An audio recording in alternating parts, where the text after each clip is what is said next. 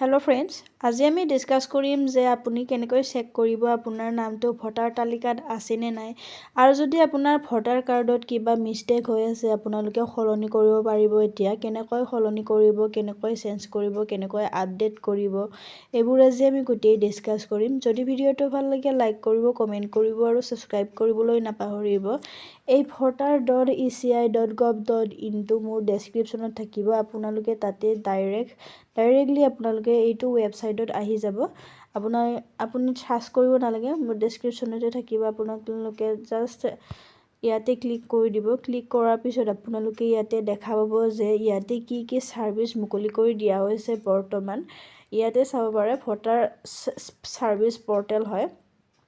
ইয়াতে যদি আপোনালোকে চাব পাৰে নিজৰ ডাউনলোড ইলেক্টৰেল ৰল আপোনালোকে নিজৰ ডাউনলোড কৰি ল'ব পাৰিব। ইলেক্টৰেল ৰল PDF-টো ৰেজিষ্টাৰ, কমপ্লেইন, ছাজেশ্যন এইবোৰ কৰিব পাৰিব। ট্ৰেক এপ্লিকেশ্যন ষ্টেটাছ, যদি আপোনালোকে আধাৰ কাৰ্ড আপোনালোকে কৰিছিলে, আধাৰ কাৰ্ড বনাইছিলে, তেতিয়াহ'লে কলৈকে যাই পাইছে, কলৈকে আহি পাইছে, এইবোৰ আপোনালোকে চব ইয়াতে চেক কৰিব পাৰিব। আৰু যদি নতুনকৈ আবেদন কৰিবলৈ বিচাৰিছে নিউ ভোটাৰ ৰেজিষ্ট্ৰেশ্যন, এইটো যে আছে আপোনালোকে তাতে যাই আবেদন কৰিবলৈ পাৰিব। নিউ ভোটাৰ ৰেজিষ্ট্ৰেশ্যন যে আছে তাতে, তাৰপিছত ডিলিশ্যন, কিবা যদি ডিলিট কৰিব আছে, কাৰেকশ্যন, এইবোৰ কৰিব পাৰিব। ইয়াতে বহুতো অপশ্যন দিয়া হৈছে, আপোনালোকে ইয়াতে চাই ল'ব। জাষ্ট আমি এতিয়া চেক কৰিম আপোনালোকৰ ভোটাৰ তালিকাত নাম আছেনে নাই। সেইবোৰ আপোনালোকে কেনেকৈ চেক কৰিব, সেইটো চেক কৰিবলৈ হ'লে আপোনালোকে ইয়াতে চাব পাৰে search your name in voter list, এইটো যে আছে আপোনালোকে ইয়াতে ক্লিক কৰি দিব। ক্লিক কৰাৰ পিছত আপোনালোকে ইয়াতে দেখাব কি লাগিব আপোনালোকে নিজৰ নামটো চেক কৰিবলৈ হ'লে। চাৰ্চ বাই মোবাইল নাম্বাৰ, আপোনালোকে মোবাইল নাম্বাৰ দিও নিজৰ নামটো আছে নে নাই সেইটো আপোনালোকে চাব পাৰিব। চাৰ্চ বাই এপিক নাম্বাৰ, আপোনাৰ আপোনাৰ ভোটাৰ কাৰ্ডত এটা এপিক নাম্বাৰ থাকে, সেইটো দিও আপোনালোকে চাৰ্চ কৰিব পাৰিব।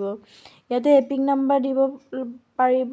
এতিয়া এপিক নাম্বাৰ হৈ আছে, আমি মোবাইল নাম্বাৰ দি চাৰ্চ কৰিম। মোবাইল নাম্বাৰত ক্লিক কৰি দিব। মোবাইল নাম্বাৰত ক্লিক কৰাৰ পিছত নিজৰ ষ্টেটটো চিলেক্ট কৰিব। নিজৰ ষ্টেটটো চিলেক্ট কৰাৰ পিছত লেংগুৱেজটো চিলেক্ট কৰিব। লেংগুৱেজ কি লাগিব, অসমীয়া লাগিব নে বেংগলী লাগিব, সেইটো ইয়াতে আপোনালোকে ক্লিক কৰিব। যদি আপোনালোকক ইংলিছ লাগে তেনেহ'লে একো চিলেক্ট কৰিবলগীয়া দৰকাৰ নাই। জাষ্ট আপোনালোকে মোবাইল নাম্বাৰটো ইয়াতে এণ্টাৰ কৰি দিব। এণ্টাৰ কৰি দিয়াৰ পিছত আপোনালোকে কেপচাটো ফিল আপ কৰি দিব যি আছে, তাৰপিছত চেণ্ড OTP কৰি দিব। চেণ্ড OTP কৰাৰ পিছত OTP আহিব। OTPটো আপোনালোকে ইয়াতে বহাই দিব। OTP বহাই দিয়াৰ পিছত চাৰ্চ বাটনত আছে যে, চাৰ্চত আপোনালোকে ক্লিক কৰি দিব। বাটনত ক্লিক কৰাৰ পিছতে আপোনালোকৰ এপিক নাম্বাৰ আহিব, আপোনাৰ নাম আহিব, তাৰপিছত এজ আহিব, কিমান এজ হৈছে, আপোনাৰ ৰিলেটিভ নেম আহিব, ষ্টেট আহিব, কামৰূপ মেট্ৰ', আপোনাৰ ডিষ্ট্ৰিক্ট নেম আহিব, এছেম্বলি আহিব, এছেম্বলি কনষ্টিটুৱেঞ্চি, পাৰ্ট আপোনালোকে কোনটো স্কুলত বা কোনটো আপোনালোকে জেগাত ভোট দিয়ে তাৰ নাম আহিব, পলিং ষ্টেচনৰ নাম আহিব, পাৰ্ট চিৰিয়েল নাম্বাৰ আহিব।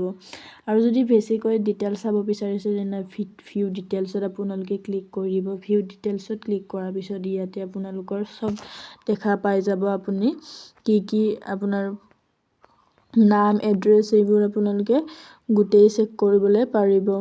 তাৰপিছত আপোনালোকে এইটো প্ৰিণ্ট কৰি ল'ব পাৰিব। আপোনাৰ দৰকাৰ হ'ব পাৰে বা লাগিব পাৰে তাতে। যদি আপোনাৰ চিৰিয়েল নাম্বাৰ এইবোৰ খোজা হয় তেতিয়াহ'লে আপোনালোকে পটককৈ দি নিজৰ ভোটটো দি আহিবলৈ পাৰিব। এইখিনি আছিলে কেনেকৈ আপোনালোকে নিজৰ ভোটৰ তালিকাটো ডাউনলোড কৰি ল'ব পাৰিব। আজিলৈ এইখিনিয়ে, ধন্যবাদ জনাইছোঁ।